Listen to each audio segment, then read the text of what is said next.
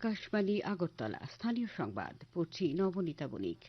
মুখ্যমন্ত্রী অধ্যাপক ডাক্তার মানিক সাহা বলেছেন 2018 সাল থেকে চলতি বছরের এপ্রিল মাস পর্যন্ত রাজ্যে মোট 6,887 জন শিক্ষক নিয়োগ করা হয়েছে। গতকাল আগরতলার রামনগর উচ্চতর মাধ্যমিক ইংরেজি মাধ্যম বিদ্যালয়ের নতুন ভবনের দ্বারোদ্ঘাটন অনুষ্ঠানে তিনি একথা বলেন। এই অনুষ্ঠান থেকে মুখ্যমন্ত্রী ভার্চুয়ালভাবে বরকাঠাল উচ্চতর মাধ্যমিক বিদ্যালয়, দারোগামুড়া উচ্চ বিদ্যালয়, ক্ষুদিরাম বসু ইংরেজি মাধ্যম বিদ্যালয় ও সুকান্ত একাডেমি ইংরেজি মাধ্যম বিদ্যালয়ের নতুন ভবনের দ্বারোদ্ঘাটন করেন। অনুষ্ঠানে তিনি আরো বলেন 2024-25 অর্থবছরে মোট 44টি বিদ্যালয়ে নতুন ভবন নির্মাণ করা হয়েছে এবং এই নির্মাণের জন্য ব্যয় হয়েছে মোট 153 কোটি টাকা। চলতি অর্থবছরে আরো 30টি বিদ্যালয়ের নতুন ভবন নির্মাণের পরিকল্পনা রাজ্য সরকারের রয়েছে। অনুষ্ঠানে অন্যান্যদের মধ্যে বক্তব্য রাখেন পর্যটন মন্ত্রী সুশান্ত চৌধুরী, আগরতলা পুর নিগমের মেয়র দীপক মজুমদার, শিক্ষা দপ্তরের বিশেষ সচিব রাভেল হেমেন্দ্র কুমার প্রমুখ। প্রধানমন্ত্রী নরেন্দ্র মোদী বলেছেন, প্রকৃত উন্নয়ন তখনই অর্জিত হয় যখন পরিকাঠামো তৈরি হয়, বাণিজ্য সম্প্রসারিত হয় এবং সাধারণ মানুষের মৌলিক চাহিদা পূরণ হয়। ভারতের উপকূলীয় রাজ্য এবং বন্দর শহরগুলি বিকশিত ভারতের উন্নয়নের মূল কেন্দ্র হয়ে উঠবে বলে প্রধানমন্ত্রী আশা প্রকাশ করেন। ভারতের সমুদ্রযাত্রা একটি মাইল ফলক চিহ্নিত করে প্রধানমন্ত্রী গতকাল কেরালার ভিনজি জাম আন্তর্জাতিক সমুদ্র বন্দর জাতির উদ্দেশ্যে উৎসর্গ করেন। এই সমুদ্র বন্দর নির্মাণে ব্যয় হয়েছে 8,800 কোটি টাকা। বিজেপির সংখ্যালঘু মোর্চার উদ্যোগে গতকাল মোহনপুরে ওয়াকফ সংশোধনী জনজাগরণ অভিযান অনুষ্ঠিত হয়। অংশগ্রহণ করেন কৃষিমন্ত্রী রতনলাল নাথ। তিনি ওয়াকফ সংশোধনী আইনের সপক্ষে বিস্তারিত বক্তব্য রাখেন।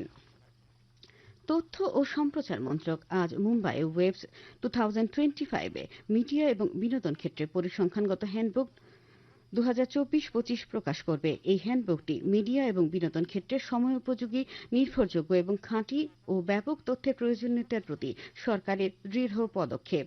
গ্লোবাল মিডিয়া ডায়ালগের সময় গতকাল ওয়েবস ঘোষণাপত্র গৃহীত হয় এবং সদস্য দেশগুলি ঐতিহ্যকে তুলে ধরার জন্য সহযোগিতা করতে সম্মত হয়।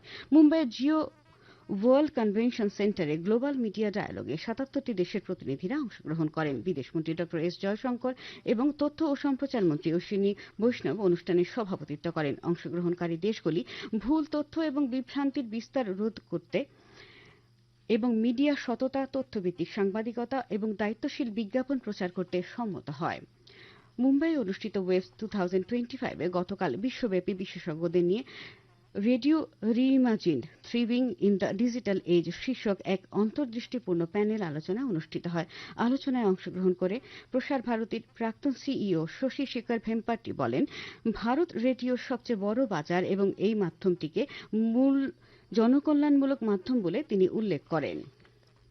কেন্দ্রীয় জলশক্তি মন্ত্রী সি.আর. পাটিল বলেছেন যে কেন্দ্রীয় সরকার আগামী 4 বছরে দেশের কোন গ্রাম বা কৃষি জমি যাতে জলের অভাবে না থাকে এবং খরামুক্ত ভারত নিশ্চিত করতে প্রতিশ্রুতিবদ্ধ। আহিল্যনগর জেলার রাহাতা তালুকের আস্তাগাঁওয়ে অনুষ্ঠিত মহারাষ্ট্র সেচ উন্নয়ন কমিটির আহ্বায়ক মানিক দে সম্প্রতিকালে রাজ্যের বিভিন্ন স্থানে সিপিআইএম পার্টি অফিস ভাঙচুর ও নেতৃত্বের উপর হামলার অভিযোগ এনে ঘটনায় জড়িতদের বিরুদ্ধে ব্যবস্থা নেবার জন্য রাজ্য পুলিশের মহানির্দেশকের কাছে দাবি জানিয়েছেন।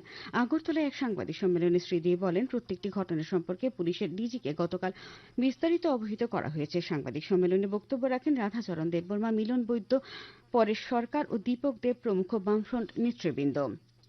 আগরতলা পুর নিগমের কমিশনার তথা পশ্চিম জেলার জেলাশাসক ডক্টর বিশাল কুমার গতকাল আগরতলা পুর নিগমের 32 নম্বর ওয়ার্ডের অন্তর্গত মাস্টারপাড়া এলাকা সহ 5টি ওয়ার্ড পরিদর্শনে যান। পরিদর্শনকালে তিনি ওই সমস্ত এলাকার জল নিষ্কাশনী ব্যবস্থা সহ অন্যান্য সমস্যা সম্পর্কে অবহিত হন। আবহাওয়ার খবর। আজ দুপুর পর্যন্ত আবহাওয়ার পূর্বাভাসে জানানো হয়েছে আকাশ অংশত মেঘলা থাকবে, বজ্রবিদ্যুৎ সহ হালকা থেকে মাঝারি ধরনের বৃষ্টিপাতের সম্ভাবনা রয়েছে। এছাড়া বিক্ষিপ্তভাবে রাজ্যের কোথাও কোথাও বজ্রবিদ্যুৎ সহ ঝড়ো হাওয়া বয়ে যাওয়ার সতর্কবার্তা দেওয়া হয়েছে। আগরতলায় আজ ভোরে সর্বনিম্ন তাপমাত্রা ছিল 22.7 ডিগ্রি সেলসিয়াস। দিনের সর্বোচ্চ তাপমাত্রা থাকতে পারে 35 ডিগ্রির কাছাকাছি। এখনকার মতো স্থানীয় সংবাদ এখানেই শেষ হলো। পরবর্তী বাংলা স্থানীয় সংবাদ প্রচারিত হবে আজ সন্ধ্যা 7:55।